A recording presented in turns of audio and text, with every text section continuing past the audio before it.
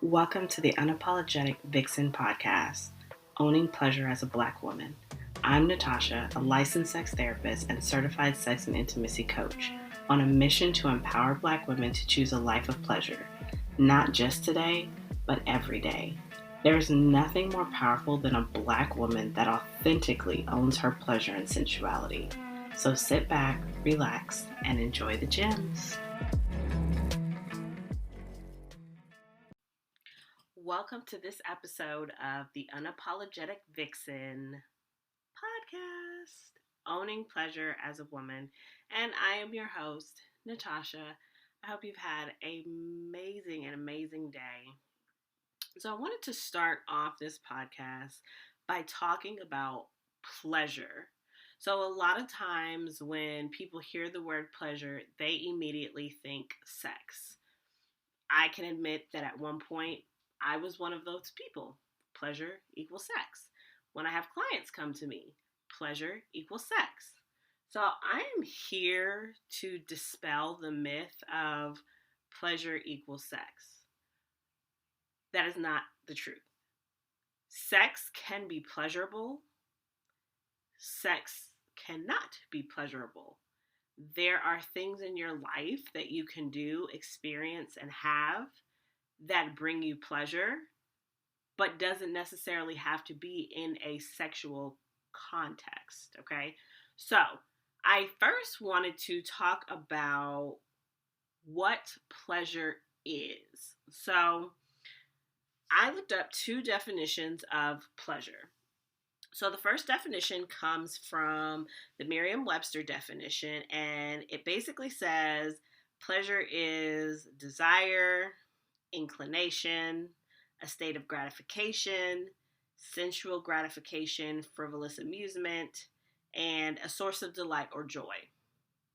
There was also an additional definition in there about sexual gratification, but I knew that was going to be in there, so.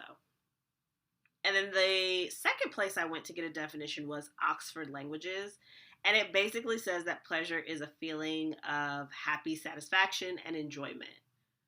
So if you look at those definitions, there are so many things in your life that can bring you gratification, amusement, joy, satisfaction. There are a lot of things that happen in your life, whether you pay attention to it or not, that are bringing you pleasure. I think if you were to actually be intentional and pay attention to the interactions you have with people, the time that you have by yourself, the interactions you have with things, you may notice a lot more pleasure in your life than you recognized, okay? So, according to Dr. Lionel Tiger, he has a four pleasure model, which I thought was really good, and I definitely feel like it hit all of the areas where you could possibly experience pleasure. So the first one would be physical.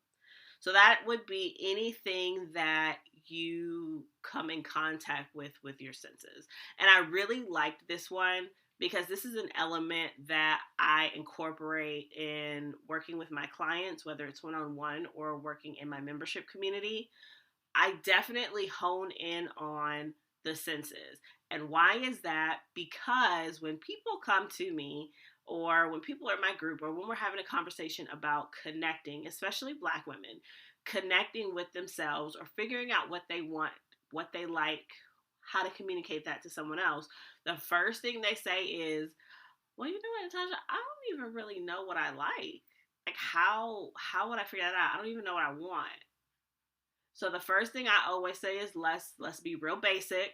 Let's go to the fundamentals. Let's focus on your five senses. And so I even had one client who was like, yeah, I don't understand how, because she was coming to me for some sexual concerns. And she was like, I don't understand how me getting gratification, pleasure from an apple pie is going to help me with sex. So I had to break it down for her. A lot of times, we as women, Black women, we will decline our satisfaction, our pleasure for others. So I gave her the example of, imagine going to a cafe with a friend and you can only get one pie. You want apple pie, your friend wants blueberry pie. 9 times out of 10, you're going to allow the other person, because we're taught to appease to other people, to make other people happy, to give in to other people's pleasure. You're going to allow that person to have the blueberry pie. And even though you don't want it, you're going to eat it. You're going to sit through it and you're going to pretend that you're having a good time, even though in your mind you're thinking, I didn't even really want this. The same thing can go in the bedroom.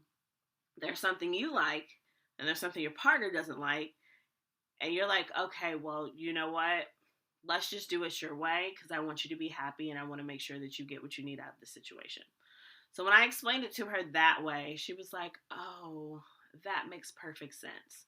So if for any reason you're questioning what you may like, what you enjoy, not just in the bedroom, but in general, if you're in a place where it's like, okay, I'm ready to focus on me, I'm ready to focus on what I want, I'm ready to set up those boundaries, how do I do that? This is the perfect place to start with your senses. So for me, I love tea. I'm not a coffee drinker, but I love tea. And one of the reasons I love tea is because I like mint. I don't like anything really fruity, but I like things like mint and chamomile. The mint, I absolutely love when I sip it and then I breathe in, and it has just this really tingly, amazing sensation. And then the feeling of the warmth going down my throat, into my chest, in my belly. Like, I pay attention to that. I sit with that feeling, and I absolutely love that. I get pleasure out of what it feels like to drink tea. Um, I get pleasure out of smelling candles. I absolutely love candles. I love incense. And a lot of my clients do too. So, one of the things I always tell them is make it a vibe, make it a mood. Light your candles, light your incense, put on that music. Like, really put yourself in an environment where you get pleasure from it, because those are the things that you can control. So, that's the first one, is physical pleasure. Then we have social pleasure. This would be interactions with people that make you happy, that make you feel like you belong, where you have that connection. And that's not always with an intimate partner. Some of you don't have intimate partners, and you're like, okay, well, how do I focus on pleasure, focus on being sensual, and I don't have a partner?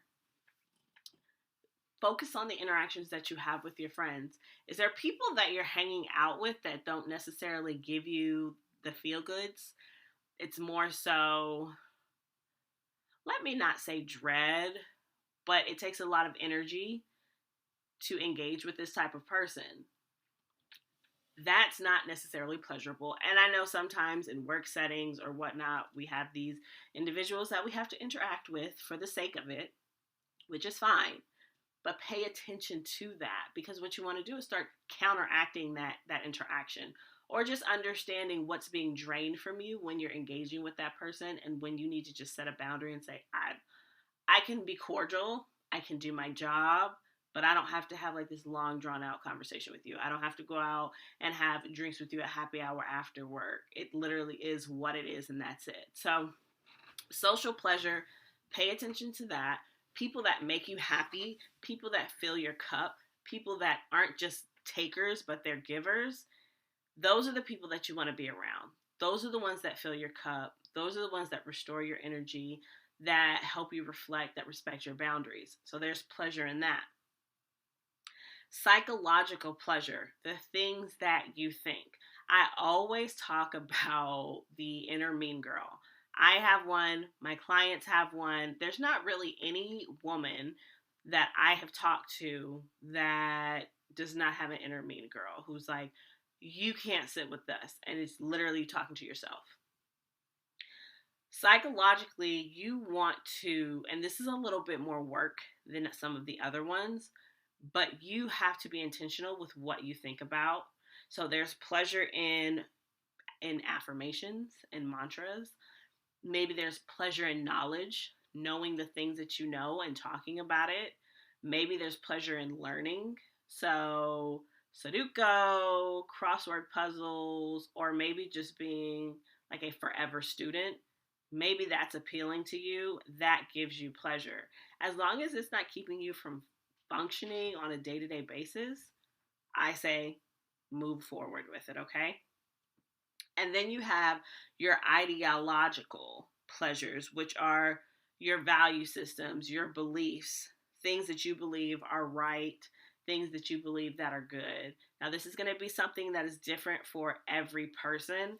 And one thing I want to say about your value system is paying attention to, is it your value system, or is it one that has been pushed on you and you've just accepted it as so? And that's really important in this journey to connecting with yourself and falling in love with yourself and living a life that is for you. A lot of the stories that we're told, a lot of the values that we live by, the beliefs, what's right and what's wrong, what's good and what's bad, is based off of what someone else told us. So you're going to have to do the work of sitting down and going through the things that you know and wondering, does this appeal to me? Do I really believe this, or do I carry this value because of someone in my life that I love, because I feel like they're going to judge me, because I feel like there's going to be shame and guilt if I choose not to believe what they believe? That can hinder this part right here. It's considered ideo pleasure.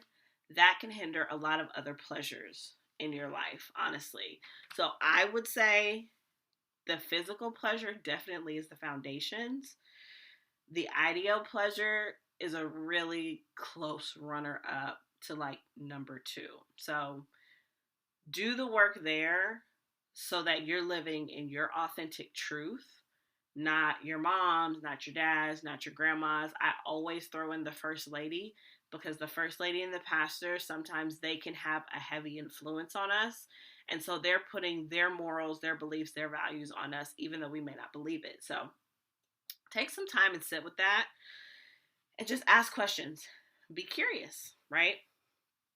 So let's talk about what pleasure is not. I feel a cough coming. There it is. Excuse me. I'm sorry. So this is what pleasure is not. And we talked a little bit about it earlier at the beginning of the episode. Sex.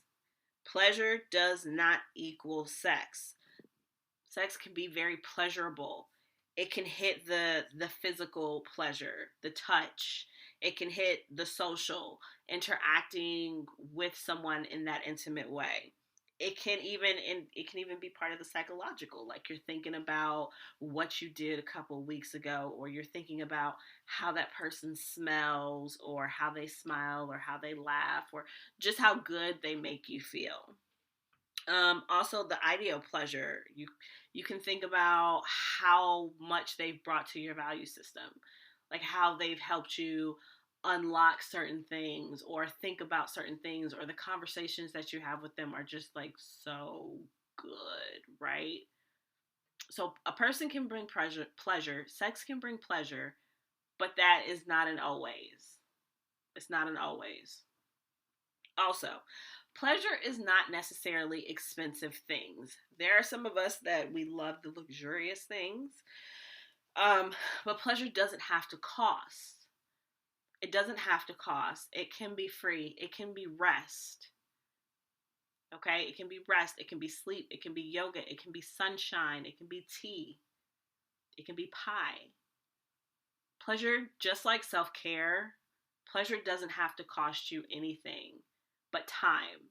You have to make the time to do it and focus on it and make it a habit. And then I want to talk about pleasure being dependent on a second party. You do not necessarily have to have anyone around to experience pleasure. Okay, that is something that you can cultivate and you can harness on your own all day, every day if you want to. And there's that fine line of believing that another person, something external, will bring you pleasure, which will then bring you happiness. And I always say, happiness is, for me, and when I'm working with my clients, happiness is not the goal because happiness is fleeting. Happiness comes and it goes whenever it chooses. There is a space of peace, there's a space of contentment that we are looking for, to where it's just like, I'm good.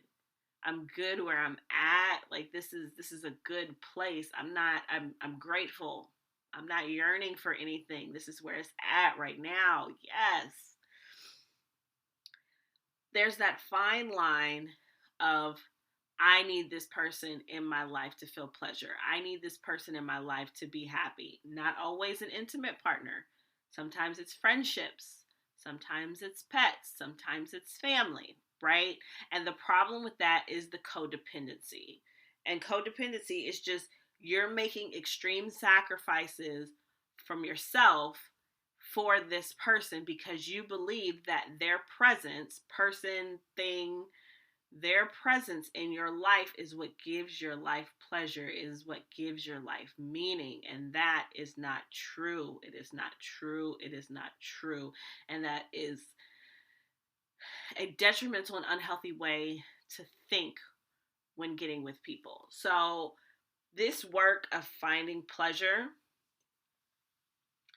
it needs to be in the forefront, because when you do this, it comes with healing, especially for us as Black women. We are, we're taught, messages show, people act on the notion that Black women don't deserve pleasure, Black women don't deserve joy, Black women don't deserve to have desires and fantasies and to be sensual and sexual. For some reason, us having that is a problem. And I'm here to tell you, start with you first. When you genuinely wake up and believe every day that you deserve love, you deserve pleasure, you deserve for your desires to be met, everyone else, everything else that comes into your life is just an enhancement. And I love using this example of makeup. You are beautiful. And this is probably not the first time that you've heard me say this if you've followed me for a while, but this is also not going to be the last time you hear me say this. I'm going to say it over and over and over again. You are beautiful. As the Black woman that you are beautiful. Sometimes, though, as beautiful women, we want to take it up a notch. We want to take it up a level. We want that beat, right? We want our face beat. We want to step out on them. We want to look good. So then we add makeup. You don't need makeup. Makeup is an enhancement to the beauty that you already have. So you're beautiful, but yes, it adds to that beauty. But when you wipe away the makeup, you're still beautiful. It's the same thing. It's the same thing with pleasure. When you have joy, contentment, and pleasure within yourself, alone, by yourself, that means every day that you wake up, you will have the capability, the capacity to bring in your own, to bring in your own energy, to bring in your own happiness, to just bring in your own, to your own being. Having someone that aligns with that, having someone that enhances that, is not afraid of that, is not threatened by that, that is in their own healing, that brings their own pleasure to themselves, so you don't need them, they don't need you. Again, I'm not just talking about intimate relationships, I'm talking about friendships too. When the two of you bring that wholeness together, the enhancement is out of this world. It's out of this world. Like, they're elevating the pleasure that you already have. They're elevating your senses. But when they're gone, you know that you're still good, right? You're still good. So that I want you to really, when you're done listening to this episode, sit and really figure out what is pleasure to you. What have you always thought it was? Who taught you about pleasure? Like, what did they tell you? I would love to hear some of the thoughts about what you were taught about pleasure. How have you been moving? Why do you not allow yourself those things? Why are you denying yourself the simple pleasures of life? Why are you denying yourself fresh air? Why are you denying yourself that ice cream that you love? Right? Why are you denying speaking up? Why are you denying going on that vacation? Like, whatever it is that's bringing you pleasure and you've said no to, why? Like, genuinely, why? Right? So, I thank you for joining me on this episode. If anything about this resonated with you and you're like, Natasha, oh my gosh, I'm ready. Like, you hit the nail on the head. I knew it was something going on, but I didn't exactly know what it was. Now I'm ready to elevate. I'm ready to fix it. I'm inviting you to join the virtual Vixen Suite, which is my membership community where all the things about pleasure, all the things about exploration, all the things about desires, I am providing that to you. I'm providing that to you. You're getting that intimate space to have these conversations and to have not only my support, but I have a self-worth coach in my membership that is helping boost up the worth. Because we gotta know that we're worthy of pleasure. Right? We have to believe it. And so I invite you, the doors are open. Come on in. Come on in, as they say, come on in. But that's all I got for you right now. I would love for you to rate. I would love for you to subscribe. I would love for you to leave a comment and let me know what your thoughts are about pleasure. And until next time, you have a wonderful, wonderful day. Thank you for listening to the Unapologetic Vixen podcast, Owning Pleasure as a Black Woman. If you enjoyed this episode, leave a comment, and share it with someone you know could use the space. If you're ready to tap into your pleasure, join the virtual Vixen Suite. It's a safe space for Black women to gain support and empowerment as they access pleasure, intimacy, and satisfying sex every day. And remember, pleasure is your right, boo.